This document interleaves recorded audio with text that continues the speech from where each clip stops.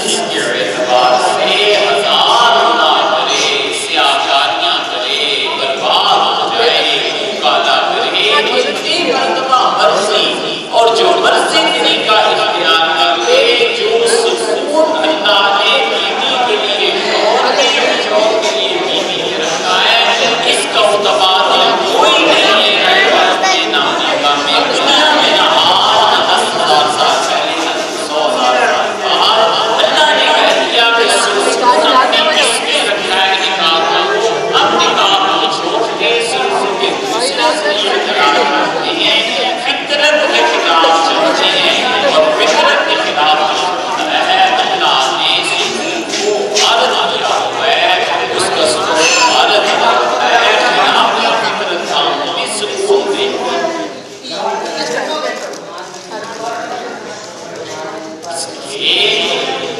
انسان سوچے کہ ہم کتنے اللہ کی کتاب سے ہٹ گئے ہیں۔ اب اور فرمائیں چوتھی مثال لوگوں کو کھانا کھلانا، اللہ نے فرمایا ہے وہ بھاری عقل کرنی پڑے گی۔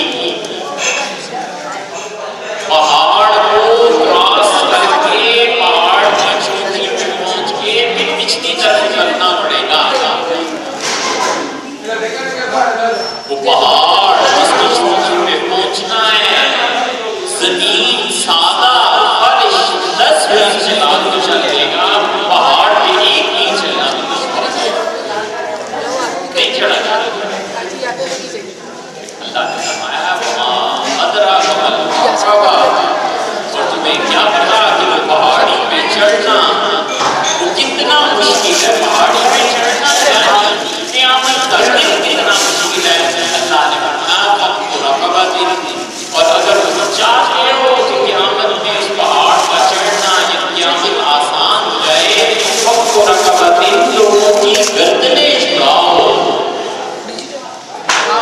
یہ عمل میں کام آئے گا، قیامت کا دن آسان ہو جائے گا۔ لوگوں کی گردنیں چھڑاؤ، مطلب یہ کہ جس کسی نے قرض لے لیا ہے اس قرض والے آدمی کی مدد کرو جا کے کہ بھائی یہ پیسے اپنا قرض قرض میں گردن پھنس جاتی ہے، عزت نیلام ہو جاتی ہے۔ مسجد سے قرض لے لیا اور اسلام کے مدرسے کے لیے قرض لے لیا، بچے کے لیے قرض لے لیا، اللہ نے کہا جاؤ اس قرض کو اتارو۔ اب سمجھاتے ہو وہ کہتا ہے نہیں بکرا ہی تو وہ بھی کار اللہ کے کو وہ جو 2,000 کا بکرا ہے صدقہ ہے، اس کو نقد لا کر تو بہت سے قرض ہو گیا ہوگا مسجد پہ مدرسے پہ ایسے قرض اس طرف توجہ نہیں ہے، اس طرف توجہ ہے، اس آدھا بکرا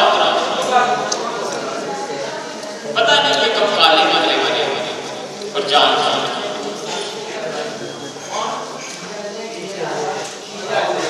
اللہ نے کہا لوگوں کی گردنیں آزاد ہیں، حتیٰ کہ حدیث میں کہا گیا ہے کہ کسی آدمی نے اللہ کی نافرمانی کے لیے قرض کیا،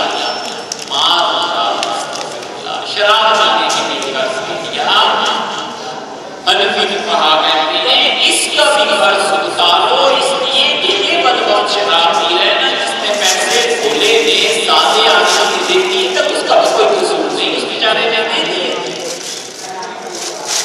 اللہ نے فرمایا قیامت کے دن وہ پہاڑی پر چڑھنا آسان ہو جائے گا تو لوگوں کے قرض اتارو، اور یا کھانا کھلاؤ، وہ جو سخت بھوک کا دن ہے، بھوک کے دن کھانا کھلاؤ لوگوں کو۔ اللہ نے کہا یہ کھانا کھلانے کی وجہ سے قیامت میں آرام آتا ہے۔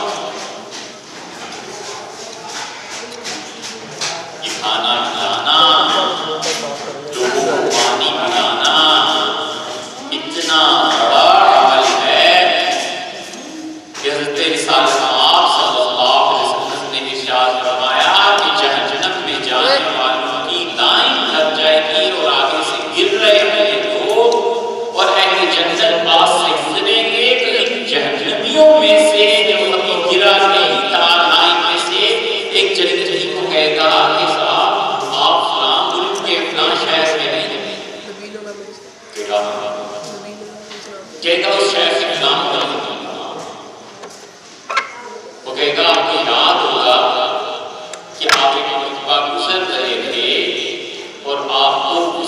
کرنے کی ضرورت تھی تو میں نے وضو کرا دیا تھا.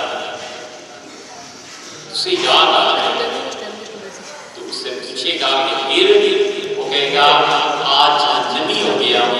اللہ تعالیٰ سے درخواست کر دے شفاعت ہو جائے، سفارش ہو جائے کہ مالک جہنم سے چھٹکارا دے.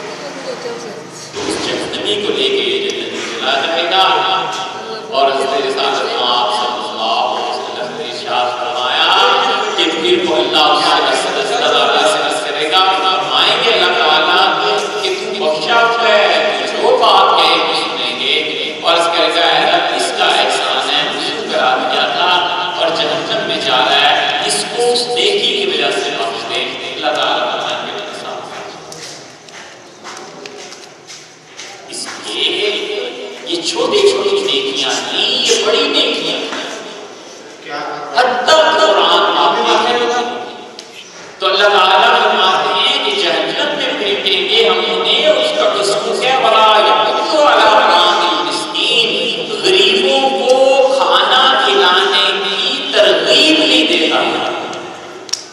کھانا کھلانا تو بات کی بات ہے نا. ایک ہے کہ آپ کسی کو کہتے ہیں کہ بھائی غریبوں کو کھانا کھلانا، گھر میں احتیاط کہتے ہیں کہ ایک روٹی زیادہ لگا دینا، ایک فقیر ہے اس کو دینی ہے. اللہ نے فرمایا یہ دنیا بدبخت تھے کہ بھوکے انسانوں کو کھانا کھلانے پر ایک دوسرے کو کہتے بھی نہیں تھے. اللہ نے کہا یہ چاہیے اس لیے کہ انسانوں کے ساتھ ہمدردی